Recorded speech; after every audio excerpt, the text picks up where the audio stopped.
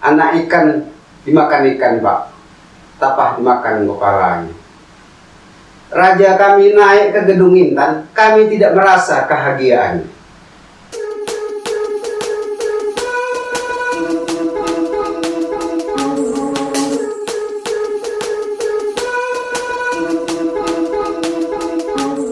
Kembali lagi bersama kami di sini di bincang-bincang kita dengan tamu-tamu penting, tamu spesial yang sudah hadir pada saat ini. Yang pertama adalah Patih Serunai. Betul nggak namanya? Iya. Jadi Patih Serunai ini adalah dia patih, artinya adalah menjadi raja atau tokoh pemimpin tertinggi di masyarakat adat Talang Mama di Tebo. Betul Pak? Iya. Kemudian satu lagi Pak Bukori, tokoh adat di masyarakat adat Talang Mama. Iya. Satu lagi yang tidak asing lagi Bang Abdullah, Iya. dari eksekutif daerah Wabi. Terima kasih banyak kedatangannya Pak Pati, Datu Pak Buhori, Bang Dul. Jadi tadi kita ngikuti ada webinar yang dilakukan ya secara online ya. Kemudian membahas tentang bagaimana suku Talang Mama di Jambi itu menginginkan hadirnya peraturan daerah tentang pengakuan dan perlindungan bagi suku Talang Mama. Betul nggak Pak? Iya. Pertanyaannya saya Pak, apa yang sebenarnya dibutuhkan oleh suku Talang Mama? Apa yang terjadi hari ini sehingga butuh ada aturan itu Pak? Yang terjadi itu begini, Pak. Yang terjadi di daerah saya itu, suku Talang Mama itu, Dusun Semerantian itu, sebenarnya kami itu butuh dengan peran penting bagi diri kami. Dan kami itu mempunyai aturan daerah, dan mempunyai aturan wilayah, dan mempunyai aturan yang kalau kita manusia ini kalau hidup ketinggalan, kalau mati ketinggalan mana, kalau hidup ketinggalan keturunan. Jadi yang kami temurunkan itu peraturan itu kami tidak mau Pak. Bahasa adat kami itu setitik tidak mau pentang lupa, kalau sebaris tidak mau pentang hilang. Kalau hilang pun kami curingkan di batu. Ya itulah tandanya leluhur kami itu dari dulu itu kalau dia mati itu ada nengsan batu. Artinya berarti mereka itu sudah hilang, tapi tanda pendam kuburannya tetap ada. Nah, artinya mereka walaupun sudah tiada lagi, tapi wilayah itu tidak hilang. Tidak hilang. Dan pendam kuburannya tidak hilang. Adat-adatnya juga tidak hilang. Adat-adatnya juga tidak hilang. Itu yang kami maukan dengan saat ini. Setelah saat itu, dengan selama ini mungkin kawan-kawan orang-orang tua kami itu belum bisa menjelaskan semacam mana wilayah itu terjadi untuk ke depan anak cucunya. Jadi saat ini kami itu sebagai keturunan beliau untuk bisa mengambil kesimpulan. Kami ini kan manusia, Pak. Jadi kami ini sebagai hak manusia ini tentu ada sebagai diakui oleh negara Indonesia, warga negara Indonesia. Satu, jadi kalau kami ini sudah diakui sebagai warga negara Indonesia, kalau wilayah yang kami duduki, yang kami kelola selama ini dari warisan dari leluhur kami, nenek moyang kami, tidak belum jelas, tentu kami itu hidupnya di mana, Pak? Tidak diakui wilayah tempat adat kami hidup, adat kami. Nah, jadi hidup kami itu akhirnya akan menumpang. Kalau kita sistem menumpang ini bisa hilang, Pak. Lama-lama kita akan hilang. Jadi kami itu tidak mau kehilangan tata batas, tidak mau kehilangan suak sungai, tidak mau kehilangan sesap jerami benta benuaran kami, tidak mau kehilangan pendem pekuburan nenek moyang kami. Terus di dalam itu saya dilantik oleh Semerakat, dipilih rakyat, oleh rakyat, masyarakat adat Talang Mama Dusun Semerantian itu tahun 2014. Mereka suatu itu ada patinya Datuk Sijin yang tidak sanggup lagi mendukung beban itu, dan beliau sudah habis jabatan dan sudah usia umur tidak sanggup lagi untuk mengambil kebijakan. dan mereka langsung diskusi berapa lembaga untuk menentukan dan siapa yang akan bertanggung jawab masalah membintingkan hak-hak warisan wilayah ini tadi. Jadi saat itu saya sampai 1 hari 1 malam mereka kumpul, tidak saya hadiri, kumpul berapa lembaga dari pihak Jambi, dari pihak Riau, dan juga dari macam-macam daerah lah. Mereka sudah diskusi 1 hari 1 malam ya, Pak Buri ya. Betul. Nah, jadi akhirnya saya dijemput ke rumah saya. Setelah hari kedua mereka itu, beliau langsung menentukan yang akan untuk berperan mengambil kesimpulan dengan keputusan di Semerakat Adat Dusun Semerantihan sampai ke wilayah yang akan beliau manatkan dengan saya. Suak sungai dengan hilang, wilayah dengan hilang, peraturan-peraturan daerah dengan sempat ditinggalkan. Itu amanat beliau. Dengan beliau saat ini sudah wilayah dan hukum adat jangan hilang. Hukum adat itulah yang dibebankan kepada Bapak. Nah, itu yang dibebankan sama saya. Jadi setelah saya dipilih oleh Semerakat dari tahun 2014, saya ini sudah berpikir macam mana untuk menjelasi Suak Sungai, Sesar Jerami, Benta Benuaran dengan lupa pendanauan kami ini, sehingga saya itu komunikasi saya buat ononan terhadap dengan Semerakat derap susunan perda, undang-undang, peraturan dengan Semerakat hukum adat yang ada di Dusun Semerantihan. Sebelum masuk ke sana Pak, aku mau nanya. Tadi ada pesan supaya jangan sampai wilayah hilang, jangan sampai hukum adatnya hilang. Iya. Apa ada ancaman kepada suku Talang Mama sehingga harus ada pesan seperti ini? Ya kemungkinan sebelum beliau itu meninggal, beliau itu sudah bisa dan mungkin dikasih perasaan itu akan ada sebagai sebuah ancaman kepada terhadap cucung-cucung cicitnya tiupnya dengan riang-riang tamannya sih. Secara faktanya Pak, ada nggak Pak? Misalnya pernah disuruh supaya pindah segala macam? Jadi setelah saya dilantik, ya, itu sudah di situ tuh dikatakan ada peraturan-peraturan negara Pak, ya, yang bisa mengeklaim satu hak wilayah kelola kami ini dengan suak sungai kami, dengan keadilan kami, dengan permukiman kami pun. Nah, jadi tujuan mereka itu dengan sampai saat ini tidak tahu kami apa tujuannya. Wilayah adatnya Talang Mama diklaim oleh Dari pihak-pihak perusahaan. Artinya wilayah adat Talang Mama ini masuk dalam perizinan perusahaan. Betul. Iya. Terus setelah masuk dalam wilayah izin perusahaan tadi, apa yang dilakukan perusahaan? Karena kan kalau negara memberikan izin kepada mereka, artinya kan mereka akan melakukan tindakan karena wilayah secara hukum negara, wilayah Bapak itu sudah wilayah mereka, Pak. Iya. Ada yang dilakukan apa? Nah, itu kita yang dilakukan mereka itu sebenarnya di situ ada izin yang saya lihat itu wewenangnya di situ izin perusahaan PT HBT. Ya. Jadi sebelum ada izin itu keluar di situ, kami itu sudah turun temurun di situ, Pak. Berapa keturunan sudah Pak? Bapak keturunan keberapa di sana, Pak?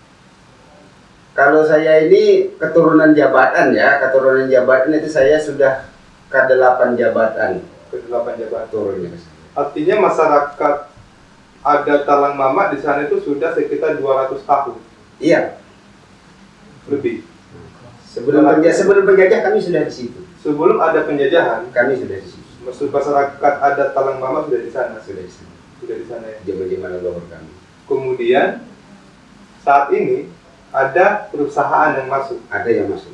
dan itulah yang kemudian tadi permasalahannya tadi. Jadi permasalahan. Wilayah Bapak yang selama ini menjadi wilayah adat menjadi wilayah perusahaan. Menjadi wilayah perusahaan. Berapa luas Pak wilayah adatnya suku Talang Mama? Ya kita di dalam wilayah kita itu kemarin itu kami sudah coba buat petanya. Ya. Barat, selatan, timur itu sudah kita ambil titik batas. Ya.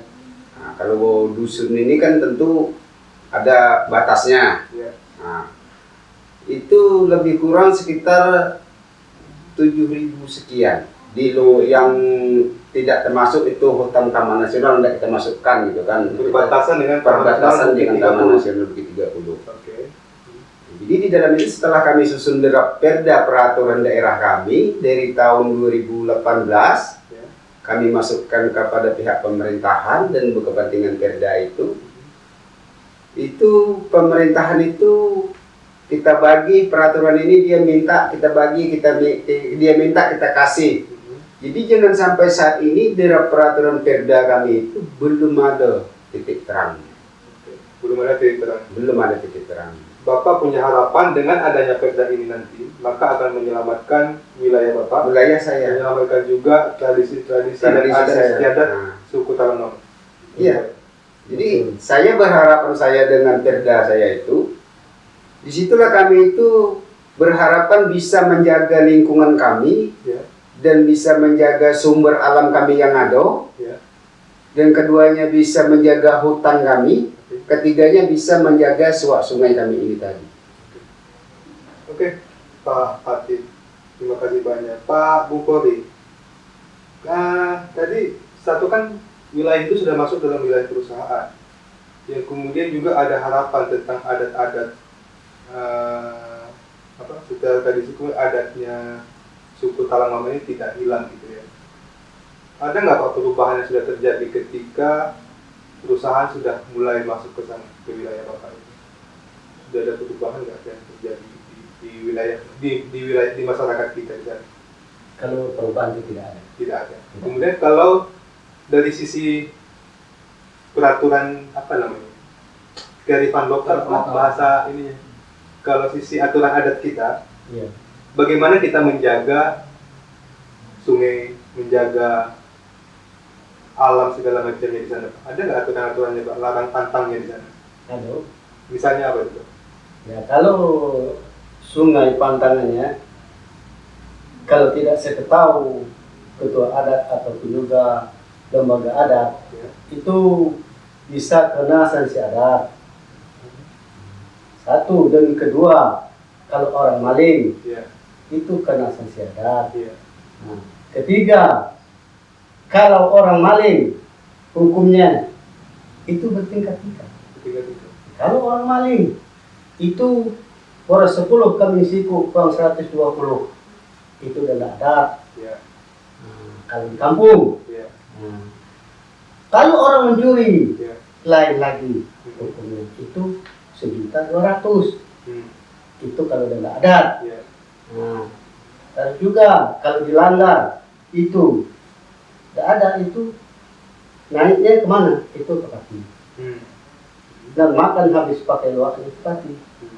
Kita cuma ini untuk menerangkan aja, untuk yang memegang adat setiadat. Yang makan habis pakai luak hanya membutuhkan hanya Pati. Kalau kita tidak, bukan pemakan kita, bukan pengerjaan kita, cuma pengerjaan kita cuma satunya mengetahui adat. Iya. Cuma itu dari saya, Pak. Kalau misalnya kan kita, yang saya tahu nih, suku Talang Mama itu sangat kemudian menjaga sungainya, menjaga pohon-pohon yang ada di wilayahnya. Kalau orang menebang hutan sembarangan, ada pohon sembarangan, ada sanksinya nggak? Ada. Ada ya? Ada. Kalau orang merusak sungai, ada sanksinya? Kalau orang merusak sungai ada sanksinya. Seperti menumpang, seperti ya menyantrum, itu ada sanksinya. Kita nggak membolehkan itu ya? Tidak boleh. Itu dilarang sebetul-betulnya, Pak. Sebab itu kalau dibiarkan itu susahnya siapa? Kita juga. Mengambil sialan juga. Kalau orang maling, kalau ketahuan, nah itu besar Pak dendanya. Madu sialan? Iya. Besar dendanya? Besar. Itu mau itu kalau menurut tutur adat itu puluhan juta. Kalau menurut tutur adat dari turun temurun sampai ke kami itu paling kurang itu 20 juta. Paling kurang 20 juta. Kalau ketahuan orang maling. Sebab itu dari nenek kami, dari leluhur kami dulu itu dipelihara sampai sekarang untuk makan minum cucu cicitnya. Itu maka kami pertahanan ya sungai kami dan juga hutan kami. Itulah yang kami pertahankan. Oke, salah satu yang menarik adalah jadi Semerantihan ini itu berasal dari kata meranti karena di sana Iya benar. masyarakatnya itu sangat tergantung dengan meranti ya. Pohon meranti ini yang menjadi menjadi yang utama untuk pembuatan rumah. Iya iya. Betul. Betul. Betul nggak, Pak? Iya. Kalau sekarang ini sebenarnya masyarakat itu juga menanam meranti ini.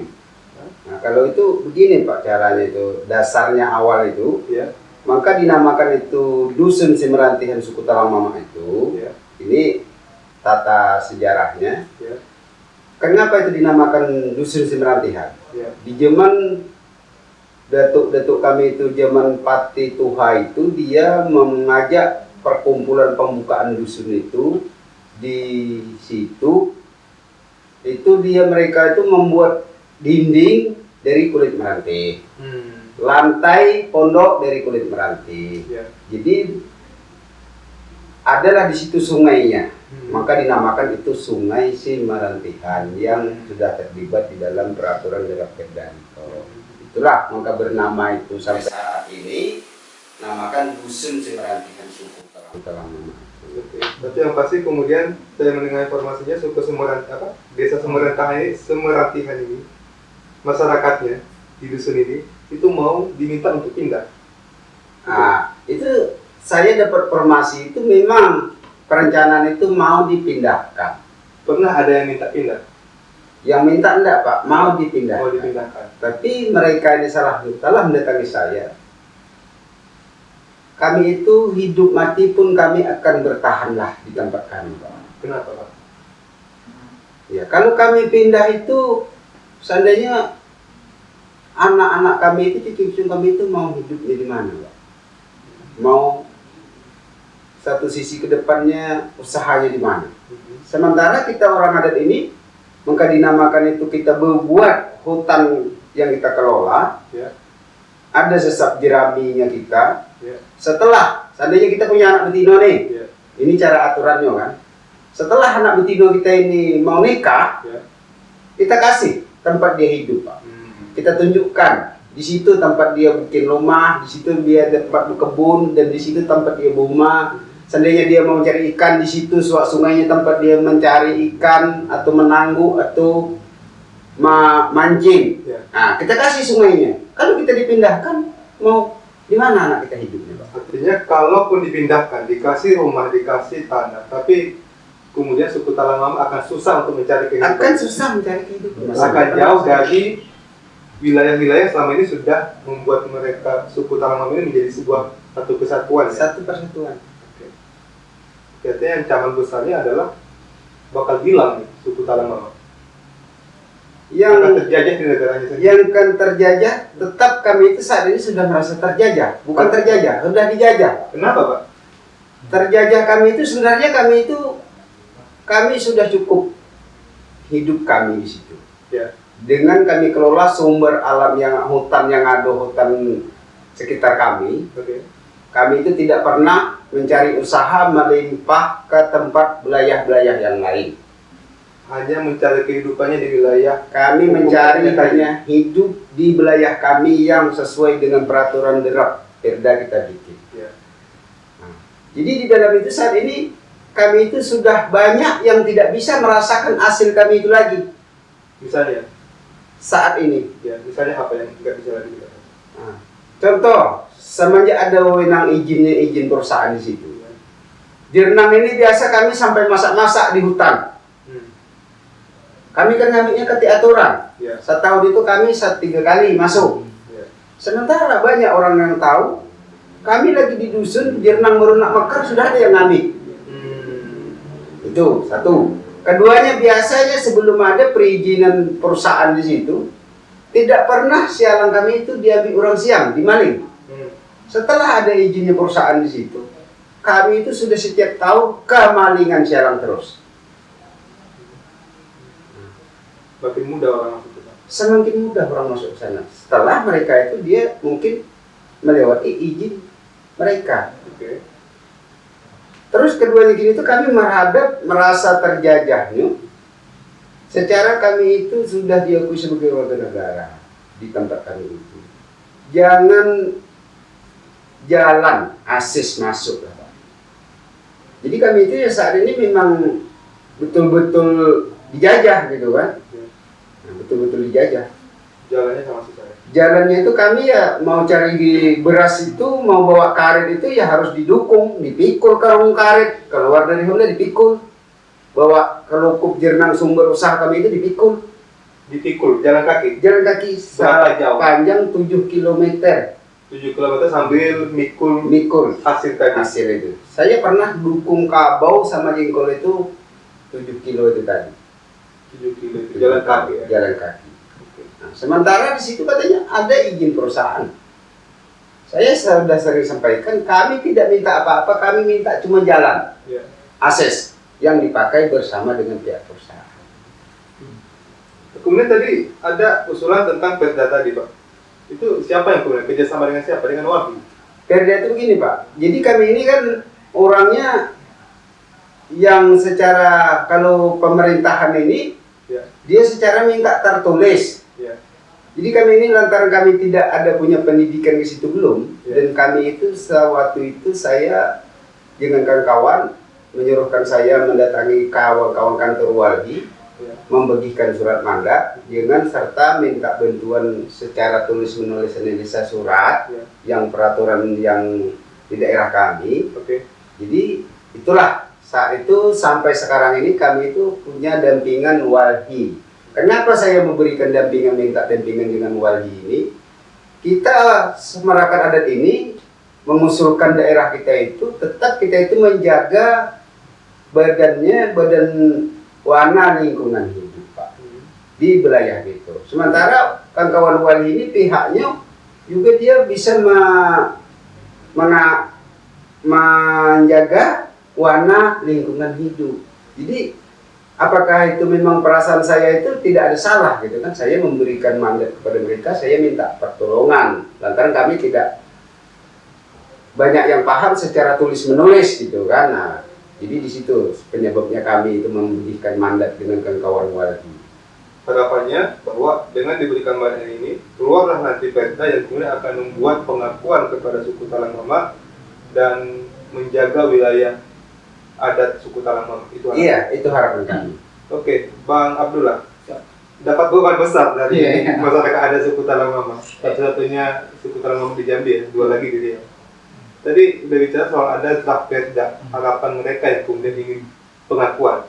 Sebenarnya apa lagi isi-isi yang menjadi spirit utama dari Perda yang diharapkan itu yang kemudian diajukan itu apa sih? Ya, sebenarnya kan proses advokasi, proses pendampingan masyarakat Talang Mama ini pasca terbitnya izin PT Alam Bukit 30, perusahaan restorasi yang digawangi oleh Yayasan Budaya Indonesia. Ya.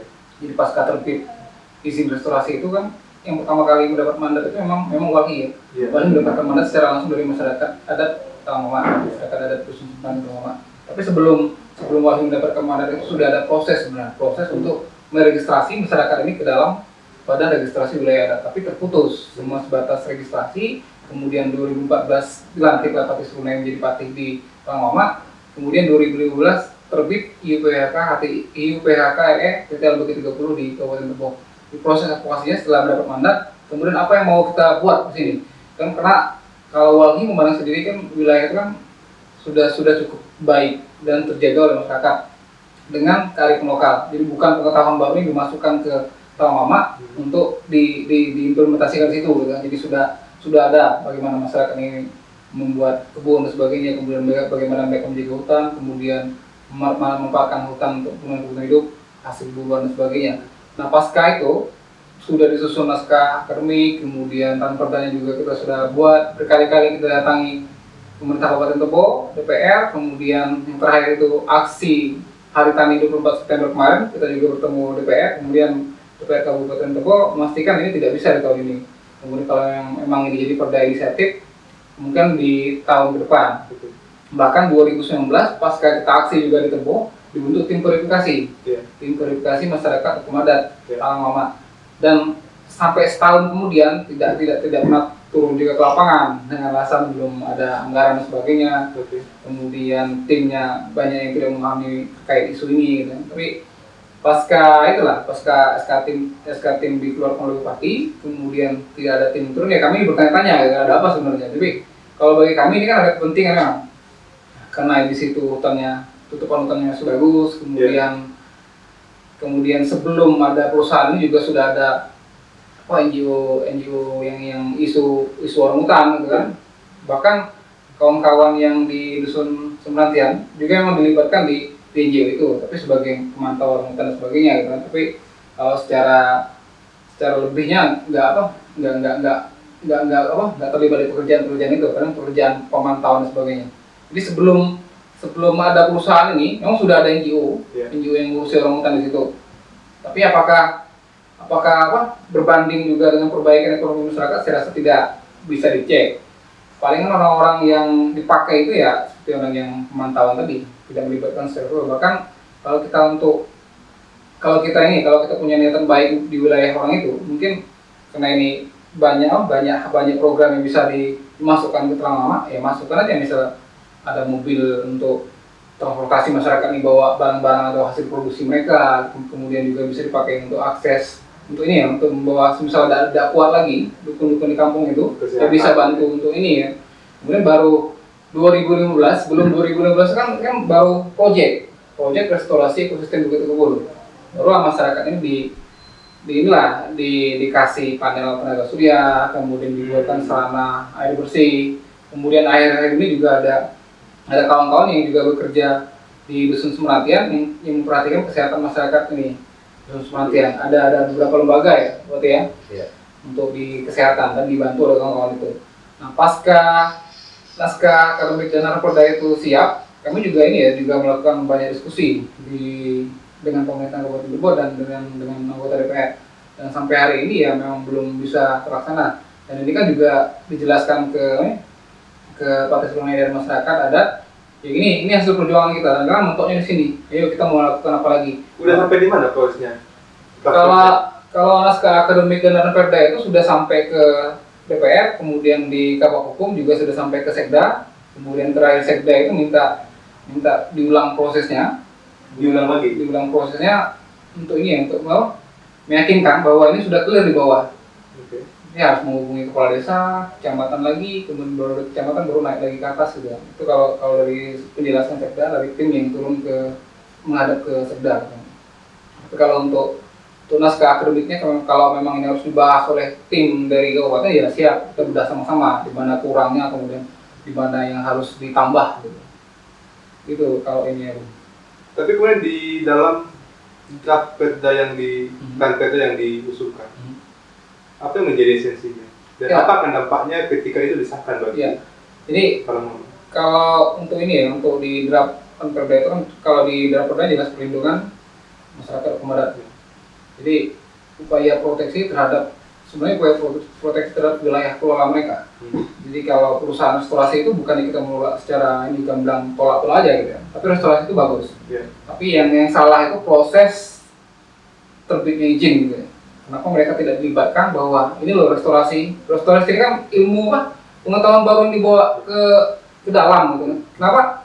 Kalau berbicara restorasi, saya rasa masyarakatnya juga merestorasi wilayah ini jauh dari. Tadi ceritanya melatih di tanah sampai sekarang. Iya. Bahkan mereka lebih jago kan, karena kita juga belajar dari masyarakat, kemudian bersama-sama masyarakat, dan ini tidak perlu bawa ilmu-ilmu atau jargon-jargon baru. Kalau itu disampaikan ke masyarakat yang di awal, kan orang-orang kawan-kawan itu kan sudah tahu juga lah kan. Hal ini harus disampaikan secara bagus mungkin, kemudian masyarakat menerima atau tidak. Tapi yang terjadi, masyarakat yang ada di dusun Semerantian sama sekali tidak dilibatkan. Yang dilibatkan di level pemerintahan desa. Oke, mungkin beberapa orang di dusun yang pro dilibatkan, tapi kalau ditanya keseluruhan mereka nggak ngerti apa sebenarnya restorasi. Kalau disuruh jaga hutan ya kami jaga hutan selama ini. Kalau disuruh jaga biar pohon tidak tumbang, kami juga jaga pohon tidak tumbang. Atau disuruh usir orang yang mau merambah ya kami usir gitu kan. Tapi esensinya memang pengakuan dan perlindungan masyarakat hukum adat Talang Mama. Jadi mereka ini kalau secara lisan ditanya orang-orang sekeliling atau orang-orang yang ada di kebun tahu mereka orang Talang Mama. Tapi secara lisan. Jadi usulan ini biar mengokohkan bahwa ini memang ada orang Talang Mama, jarak klausulnya ini di wilayahnya. Jadi ketakutan kawan-kawan yang sudah punya investasi di situ, ketika ini sudah disahkan sebagai masyarakat Kumadat, kemudian mereka kan akan ngomong di mana wilayahnya. Kemudian ketakutan terbesar itu ketika wilayah adat yang dikeluarkan dari izin itu kan berkurang izinnya, berkurang blok 1 PT yang blok 30 itu kan, berkurang kemudian akan berdampak pada usaha juga kan, akan berkurang support yang ini untuk perusahaan-perusahaan sebagainya. Tapi itu sudah disampaikan mungkin kalau di level manajer atau komdep PT Bukit 30 sudah disampaikan ini yuk kita dorong sama-sama. Bahkan terakhir itu Pak Frunai juga dengar ada perwakilan perusahaan pas audiensi di DPR sama-sama dorong perda MHH Talang Mama, pengakuan dan pelindungan masyarakat kepada Talang Mama, kemudian ada wilayah dirunding lagi.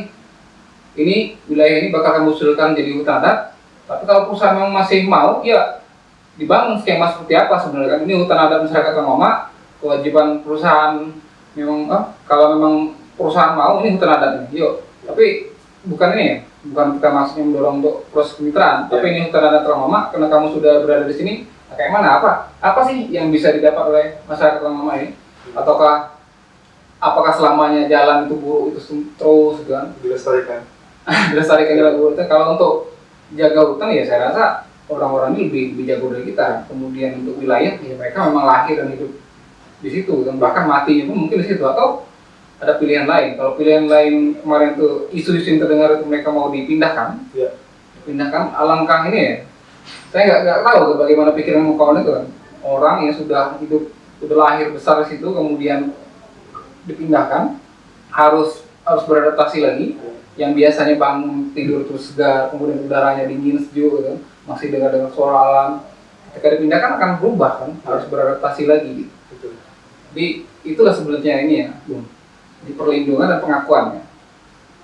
Mereka diakui secara surat, kemudian pasca pengakuan itu kan baru berunding lagi, duduk bersama gitu. Kalau selama ini kan ya mohon maaf karena keterbatasan sumber daya manusia juga di situ kan, tidak diperhatikan. Memang sekolah ada, dan kemudian yang sekolah sekarang kan anak-anak masih anak-anak lah gitu kan, mungkin pengetahuannya masih harus ditambah lagi gitu. Kalau yang macam Pak Surunai Bapak ini kan tidak lama lagi kan, jadi otomatis harus yang baru sekolah ini harus belajar lagi biar tahu di mana itu mungkin yang dibilang Bapak tadi rantau benoa, kemudian di mana itu nama suak, danau dan sebagainya, ini apa lokasi namanya, dan itu kan bisa ini ya, kemarin itu sudah berhasil lah terdokumentasi, kami bantu catatkan karena ini pengetahuan berasal dari masyarakat, nanti kami kembalikan ke masyarakat, gunanya nanti lah, jadi anak-anak cucu mereka itu tidak bertanya lagi misalnya, bahwa ini wilayahnya ini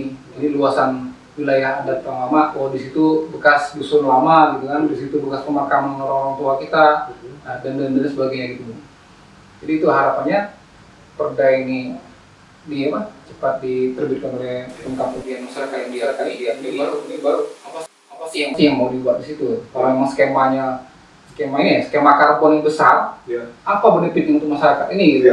Karena kalau kita telusuri terus, orang ini kan sudah mulai jual karbon, tapi memang secara sukarela, dan itu kan tidak pernah disampaikan ke masyarakat. Masyarakat ini tidak tahu apa karbon itu kan, apa. Jadi benda apa itu? Iya, tujuan kita jaga hutan ini apa sebenarnya? Kalau itu dihabiskan aja semua gitu kan. Beruntung kemudian Talang Mama menjaga hutan karena menyangkut juga soal kepercayaan, soal segala macamnya.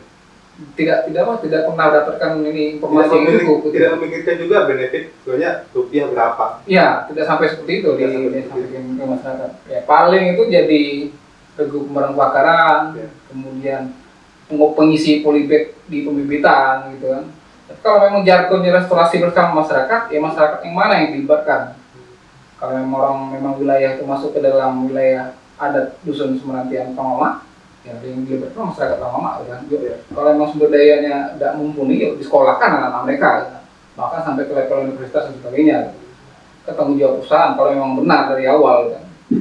Dan juga kalau disampaikan dari awal benar-benar memang serius, kemudian jujur, saya rasa mungkin kalau mereka diminta jaga hutan ya pasti mereka bakal jaga hutan gitu kan, untuk proteksi juga untuk wilayah, untuk biar tetap sejuk, kemudian airnya biar tetap jernih. Gitu. Ada nggak analisis kita kenapa kemudian wilayah yang sudah dihuni oleh selama tadi itu mungkin antara 8 sampai 10 generasi oleh suku Talang Mama itu masuk dalam wilayah konsesi. Ya, kalau untuk analisa itu mungkin belum cukup dalam ya, tapi jelas kalau kami melihatnya ini kan tutupan hutannya masih bagus, Ya. kemudian proteksi terhadap pelaku perambahan yang ada. Kemudian kan kalau kita sampai ke Dusun Semelanti itu jelas batas Dusun Semelanti itu kan sungai, Ya. Sungai Kemumu namanya. Jadi dari Sungai Kemumu ke luar itu kan desa. Sebenarnya dari dulu sudah jelas kalau ditanyakan ke tokoh-tokoh adat atau orang-orang tua di desa Susuwo, dia tahu batas Dusun Semelantian dengan Dusun Belimbing itu di Muara Kemumu. Dan alhamdulillah saya sudah sampai ke lokasi itu. Jadi saya juga pernah ikut di senior yang di Walhi kan, jalan keliling Margus Kema itu, dan tahu, dan memang dulunya Dusun Semelanti ini memang dusun sendiri gitu kan, dengan pemerintahan sendiri. Ya. Ada patihnya di situ, patih itu selevel kepala desa gitu kan. Kemudian terjadi penyatuan desa tahun 80, karena ada cukup orangnya ini disatukan lah jadi dusun dari desa Susuwo. Ya. Dan itu ada peraturannya. Kemudian kebetulan kami juga dapat pas sejarah pemisahan itu ya, pemisahan dan penyatuan desa-desa yang ada di Jambi. Jadi itu. Jadi kalau kedepannya memang harus berdiri sendiri lagi ya, kenapa kita nggak bisa saja gitu kan. Kemudian kalau ini memang mencirikan kekhususan, Ya. bisa aja dibangun di desa adat dan sebagainya dengan aturan khusus dan sebagainya. Kalau untuk wilayah itu masih cukup asri. Tapi untuk akses ke situ yang bikin kita minta ampun juga kan. Ya. Kalau nggak pakai mobil double, kemudian kalau nggak pakai motor yang semi trailer itu juga susah gitu. Bahkan orang ini juga kalau dari dalam itu bawa hasil produksi juga jalan kaki gitu kan. Karena kalau nempuh kalau nempuh sungai bisa seminggu juga gitu kan. Nggak mungkin pula gitu kan. Itu Bung kalau ini ya. Itu Pati yang kemudian di sana kan, kalau aku nggak salah itu wilayah jalur gajah ya. Iya. Dan betul nggak sih beda cara ngusir gajah zaman dulu dengan zaman sekarang? Oh, jauhnya bedanya Pak. Apa itu Pak? Kalau zaman dulu itu gajah itu kita ketemu 1 hari itu bisa-bisa 1 tahun tidak ketemu. Artinya ketemunya sekali setahun dengan Sekali setahun. Ya. Itu pun dia cuma numpang-numpang lewat, Nggak ngeganggu. tidak mengganggu. Ya. Nah, kalau saat ini itu, kalau dulu tuh biasanya dia cium asap api kita di cari-cari jernang, Ya. atau cari ikan itu, kita cium api itu dia sudah pergi, cium asap api gitu kan. Ya. Kalau saat ini itu kalau cium asap api itu malah dicari, bedeng kita dicari. Berarti dia sudah tahu ada api, berarti ada manusia. Api itu malah dipadami Oleh gajah itu. oleh gajah itu. Nah, jadi apa bahan-bahan kita yang ada ya dihabisi lah. Oke. Nah, sampailah merambat ini itu ke tanaman kami. Jadi kami itu ya saat ini tuh merasa tidak nyaman gitu kan. Menurut Pati itu kenapa bisa gajahnya dulu itu dengan cium asap aja dia sudah kabur, sekarang dia lihat api malah datang. Kenapa bisa berubah gitu? Nah, Apa karena wilayahnya sudah rusak nggak yang di sebelah itu? saat ini saya lihat, saya sudah pernah juga keliling daerah Kalidur itu semenjak ada permukaan perusahaan. Oke. Biasanya gajah itu dia wilayahnya itu yang saya lihat itu ada Sungai Mendelang, Ya. ada Pekundangan, terus ke Tujuh Koto, ada Pinang Belayan, itulah wilayah jelajah. Dengan saat ini itu di situ itu sudah habis, hutan itu sudah terbuka semua, sudah perusahaan semua di situ. Jadi yang ada hutan itu lagi saat ini ya tinggal di kami itu, di daerah wilayah ke derapan Perda kita ini tadi di suku Talang Mama itu. Nah, jadi Artinya gajahnya keliling-keliling di situ. gajahnya keliling-keliling di situ. Bisa tiap bulan ketemu, Pak? Bukannya tiap bulan Pak, kadang Tiap sebulan hari. di kebun tuh lah. Kalau lah masuk ke kebun tuh sebelum habis belum pergi dia. Jadi kebun kita itu hasil kita sering habis. Iya. Dimakan. Yang tidak dimakan tanaman kita kalau karet itu udah makanan dia. Pinang itu udah makanan dia. Yang tidak dimakan cuma jering, jenis kayu, kabau, petai, terus meranti, garu, itu yang tidak dimakan. Itu nggak dimakan. Selain itu dimakan. Oke. Itu gajahnya Tapi memang dari dulu sudah ada gajah ya di situ ya. Sejak puluhan tahun silam sudah ada gajah di situ. Yang lewat-lewat di situ. Iya, Tapi yang kemudian yang menjadi kita katakan dia ganas itu baru-baru ini. baru-baru ini Ada 10 tahun atau 5 tahun? sekitar 5 tahun lah. Sekitar 5 tahun ini gajahnya. Itu udah pernah melapor nggak sih Pak? Ada gajah masuk kemudian bikin ini gitu. Kalau kami itu bukan melapor lagi Pak, Nah, sudah bosan kalau masalah melapor itu. ya, Sudah bosan. udah bosan. Harapannya sebenarnya apa Pak? Apakah kan suku Talangawa nggak memburu gajah? Kami enggak. Kenapa? Kan sudah merusak. Kenapa nggak kita buru atau apa? Ya kami cuma menggiring dia itu ke aturan kami lah. Ya. Timbun api, ketik ketuk bambu, buali banir, cuma itu. Cara tradisional. Cara tradisional. Artinya pergi. Kalau sekarang ini nunggu dia habis dimakan semuanya, baru dia pergi. Baru dia pergi, Nanti beberapa bulan kemudian datang lagi, ngabisin lagi. ngabisin lagi. Itu salah satu yang kemudian nggak ada yang tanggung jawab sih Pak? Saya sudah sering sampaikan Pak dengan kawan-kawan tim ISMU kehewanan gajah itu. Semua. Tolong perhatikan kami. Nah, sebenarnya ismu-ismunya itu sering berkeliaran di dusun kami itu. Cuma mereka itu ambil titik koordinat di sini lokasi gajah berada, ambil titik koordinat, foto-foto jejak, mereka pulang ke biskilnya. Oke. Itulah kegiatan mereka. Sementara katanya sudah mengamankan. Itu Pak Bukhari, kalau misalnya kita ada nggak sih aturan kita soal antara manusia, kehidupan antara manusia dalam hukum adatnya, tradisinya, antara suku Talangawa dengan hewan-hewan yang ada di sana? Ada ini nggak sih, ada aturan-aturan yang boleh, yang kemudian tidak boleh, yang harus dilindungi? Misalnya dengan harimau gitu, kita boleh nggak membunuh mereka? Tidak boleh. Tidak boleh Pak. Tidak boleh. Memang banyak binatang yang kemudian tidak boleh kita bunuh. Tidak. Paling berarti yang kita bunuh itu apa yang bisa memang dimakan? Kalau kita bunuh itu seperti harimau Iya. ataupun gajah, ya kita tuh kena sanksinya. Sanksinya nggak ada itu oleh pemerintah. Oh. Secara adat ada. Kalau secara adat memang ada. Tapi pemerintah ini ya mungkin saya tidak memahami ya peraturan pemerintah. Kita terangkan ini ya dari nenek moyang kita memang ada, tapi pemerintah itu tidak memahami. Nah, manulah bahasa kami ini kan bahasa juman-jumin dari dulu sampai sekarang. Jadi pemerintah itu tidak mengerti sebenarnya. Itu. Aku dengar tadi kita jadi tadi paling tinggi sekarang pendidikannya baru beberapa orang sedang SMA ya. Rata-rata itu anak-anak sedang SD.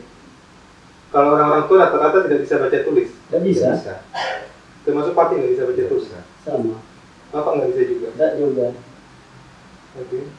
Oke, Bang Abdullah, Ya. berpengaruh nggak sih kemudian kondisi hal-hal seperti ini membuat orang itu dengan leluasa pengen berpuasa atas wilayah ini? Iya, sebenarnya ya minimnya budaya manusia di situ, kemudian tingkat pendidikan yang masih rendah, ya sangat berpengaruh. Karena orang-orangnya rentan untuk mohon maaf ya, dibodoh-bodohi, dikasih selembar kertas yang berisi pernyataan bahwa mereka menyerahkan lahan, kemudian diterbalikan bahwa isi kertas ini adalah terkait ini dan sebagainya, pemberian bantuan dan sebagainya, dan mereka jatuh jempol, tanda tangan. Kalau memang dibilang partai yang tidak bisa baca tulis, tapi partai ini orang yang pengingat, mudah ingat. Contohnya di handphone. Kalau nomor saya itu mungkin di urutan ketiga, itu 23, diingat masih ya, pasti dihubungi. Kemudian kalau ada orang yang nelfon beliau, dia mengingat suara, oh ini si A, si B, si C gitu kan. Tapi kalau memang sangat berpengaruh, dan orang-orang yang melakukan tindakan itu mungkin lebih, mohon maaf, lebih bodoh dari masyarakat sebenarnya kan. Mereka punya pendidikan, kemudian masih melakukan hal-hal seperti itu, dan mereka lebih bodoh kalau saya penilaian saya kan.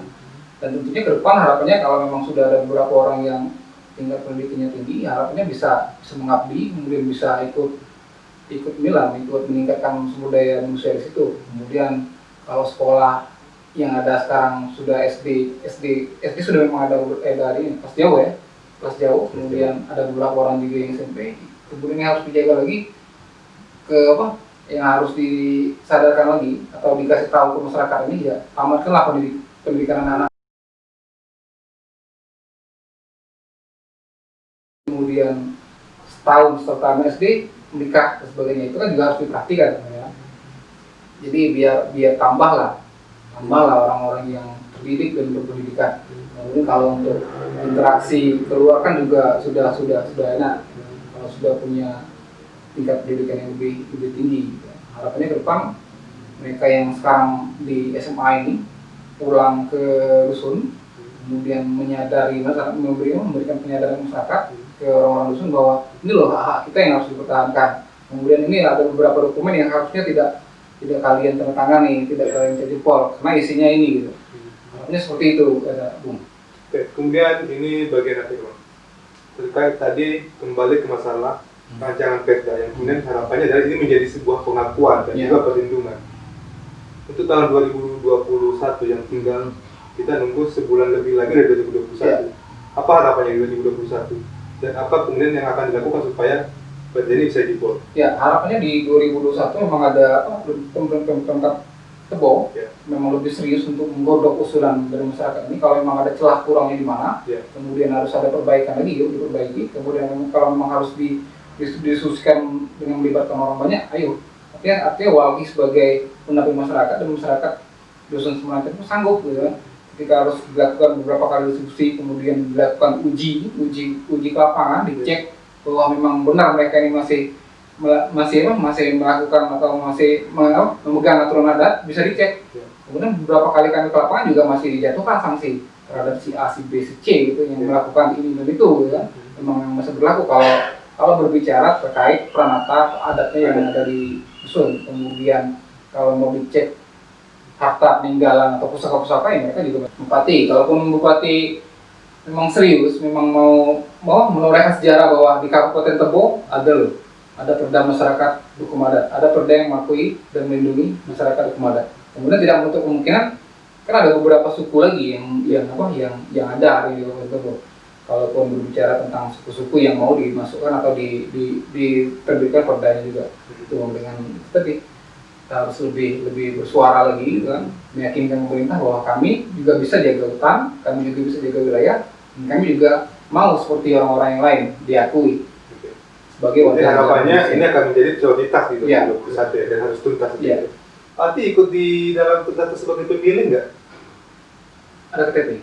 Kalau kami itu Pak, setiap pemilihan pilkada itu, biarpun dari desa, DPR, bupati, gubernur, presiden, DPS-nya langsung masuk ke dusun saya. Masuk. Tapi kenapa? Selalu milih. Masyarakatnya milih di sana. Bukan selalu, harus memilih. Harus memilih. Oke. Kemarin itu saya sempat berlawanan dengan kawan-kawan TPS, akhirnya TPS itu biasa dipandu dengan petugas. Dengan saat ini setiap TPS masuk itu sudah dipandu dengan petugas. Soalnya kami itu dulu udah banyak tidak mau memilih gitu kan. Jadi akhirnya diturunkanlah Polsek Margasumai kami untuk memandu. Maka harus memilih kami. Pati udah milih. Sudah. Yang Pati pilih itu menang. Menang lah. Kecewa nggak Pati? Ya rasa kecewa itu Pak. Harapan kami kan dia kan membuat program itu seperti misalnya milih presiden kemarin itu kan Pak Jokowi. Kami dukung biarpun dusun kami kecil, tapi sangat berharga Pak dusun kecil saya itu. Alhamdulillah kami lewat dengan doa juga Pak Jokowi bisa dia menjabat 2 periode kan. Tapi bisa tidak dia perhatikan kami dengan saat ini ketiadaan kami. Sangat berharap bagaimana kemudian mereka yang sudah memberikan yang terbaik bagi negaranya, tapi negaranya sampai saat ini masih diam kepada mereka berharap negaranya juga hadir untuk memenuhi apa yang menjadi kebutuhan dan kepentingan dari masyarakat adat suku Talang Mama yang ada di Jambi. Dan juga ini pasti akan menjadi harapan dari masyarakat adat secara keseluruhan yang ada di Jambi dan juga di Nusantara. Sampai sekian perjumpaan kita. Saya Suami Tanggang bersama dengan Bung Abdullah, Pak Bukhari dan Fatih mengucapkan terima kasih. Sampai jumpa di lain waktu. Terima kasih.